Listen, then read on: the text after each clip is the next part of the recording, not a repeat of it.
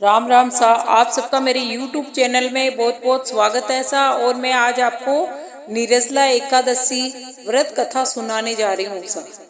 निर्जला एकादशी व्रत की कथा इस प्रकार है। भीमसेन व्यास जी से कहने लगते हैं कि हे पिता, मैं भ्राता युधिष्ठिर, माता कुंती, द्रौपदी, अर्जुन, नकुल और सहदेव आदि सब एकादशी का व्रत करने को कहते हैं, परंतु महाराज मैं उनको कहता हूँ कि भाई मैं भगवान की शक्ति पूजा आदि तो कर सकता हूँ, दान भी दे सकता हूँ, परंतु भोजन के बिना नहीं रह सकता हूँ।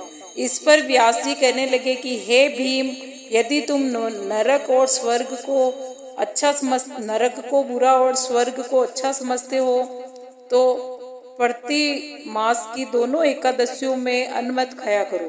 भीम कहने लगा कि हे पिता,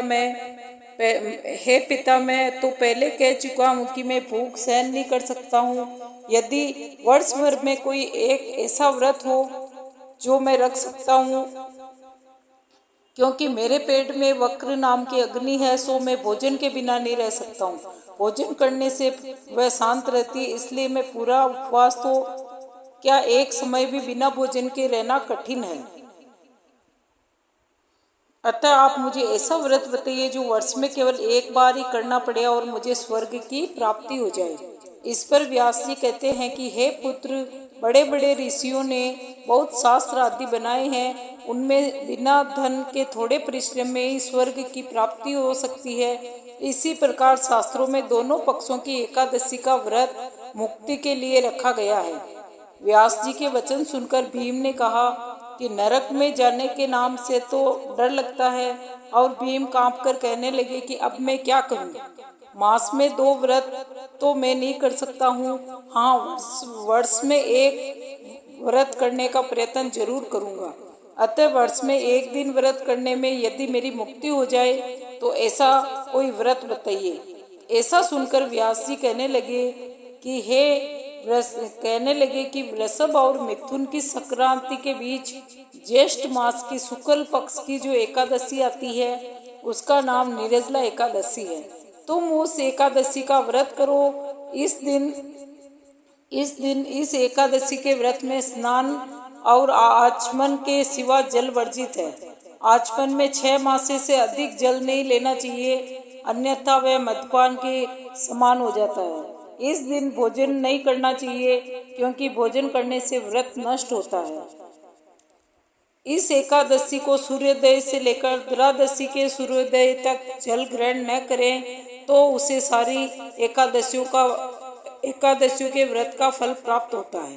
द्वादशी को सूर्योदय से पहले उठकर स्नान करके ब्राह्मणों को दान आदि देना चाहिए। उसके बाद भूखे और सत्य पात्र ब्राह्मणों को भोजन कराकर फिर आपको भोजन करना चाहिए। इसका फल पूरे 1 वर्ष की संपूर्ण एकादशियों के बराबर होता है। व्यास जी कहने लगे कि हे भीम, ये मुझको स्वयं भगवान ने बताया है। इस एकादशी का पुण्य समस्त तीर्थों और दोनों से अधिक है, समस्त तीर्थ और दान करने से अधिक है। केवल एक दिन मनुष्य निर्जल रहने से पाप से मुक्त हो जाता है। जो मनुष्य निर्जला एकादशी का व्रत करते हैं उनकी मृत्यु के समय उनको यमदूत लेने नहीं आते हैं, उनको कृष्ण भगवान के दूत आते हैं और पुष्पक विमान में बिठाकर बैकुंठ लेके जाते हैं। अतः संसार में सबसे श्रेष्ठ निर्जला एकादशी का व्रत है, इसलिए यत्न के साथ इस व्रत को करना चाहिए और उस दिन ओम नमो भगवते वासुदेवाय मंत्र का उच्चारण करना चाहिए और गौदान करना चाहिए। इस प्रकार व्यास जी की आज्ञा पाकर भीम ने इस व्रत को किया। इसलिए इस एकादशी को भीमसेन और पांडव एकादशी भी कहा जाता है। निर्जला व्रत करने से पूर्व में भगवान से प्रार्थना करें कि हे भगवान, आज मैं निर्जला एकादशी का व्रत कर रही हूँ, दूसरे दिन भी भोजन करूँगा, मैं इस व्रत को श्रद्धा पूर्वक करूँगी जो भी है। अतः आपकी कृपा से मेरे सब पाप नष्ट हो जाएं। इस दिन जल से भरा हुआ एक घड़ा वस्त्र से ढककर स्वर्ण सहित सोने का सिक्का रख के दान करना चाहिए। जो मनुष्य इस व्रत को करते हैं उनको करोड़ पल सोने का दान का फल मिलता है और इस दान को करने से उनको बहुत सारा फल मिलता है। इस एकादशी के व्रत में मनुष्य विष्णु लोक को प्राप्त होता है। जो मनुष्य इस दिन अन्न खाते हैं वह चांडाल के समान होते हैं और नरक में जाते हैं। जिसने निर्जला एकादशी का व्रत किया है वह चाहे ब्रह्म हत्यारा हो तो भी उसको भगवान मुक्त कर देता है।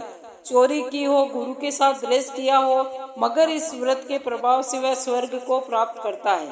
कुंती पुत्र जो पुरुष या स्त्री श्रद्धा पूर्वक इस व्रत को करते हैं उन्हें अग्र लिखित कर्म करने चाहिए और धर्म और भगवान का पूजन करके फिर गोदान करना चाहिए।